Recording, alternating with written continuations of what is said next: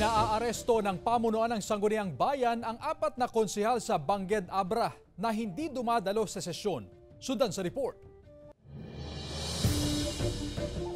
Bitbit ang order mula sa Sangguniang Bayan ng Bangged. Pinuntahan ng ilang miyembro ng konseho kasama ang ilang pulis ang bahay ng 4 na miyembro ng Sangguniang Bayan na hindi dumadalo sa sesyon. Nag-ugat ang kautusan dahil walang quorum ang Sangguniang Bayan sa nakalipas na 4 na regular session at sa pagsasagawa sana ng preliminary conference sa isinampang administrative case laban sa ilang opisyal ng isang barangay sa bayan noong June 3. Ayon sa Sangguniang Bayan, nakabase sa Section 53 ng Local Government Code of 1991 at nakasaad sa kanilang internal rules of procedure ang kanilang order.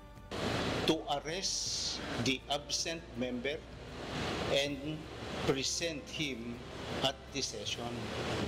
Yun ang ginawa namin. We do not have actually arresting authority. Kabilang sa mga 4 na miyembro ng Sangguniang Bayan na pinuntahan ay sina Gisela Abero at Mark Froilan Ciares at ang mga ex-officio member na sina Liga ng Barangay President Roldan Gonzales at SK Federation President Aubrey Princena. Bigo silang makita ang 4 na miyembro ng konseho. Ayon sa ama ni Ciares, may sakit umano ang anak kaya hindi nakadalo sa sesyon. Hindi naman alam kung saan nagpunta sina Abero at Princena habang nakasara ang bahay ni Gonzales. 6 na miyembro ng Sangguniang Bayan ang kinakailangan upang magkaroon ng quorum.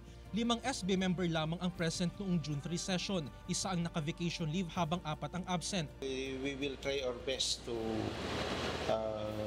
talk to them.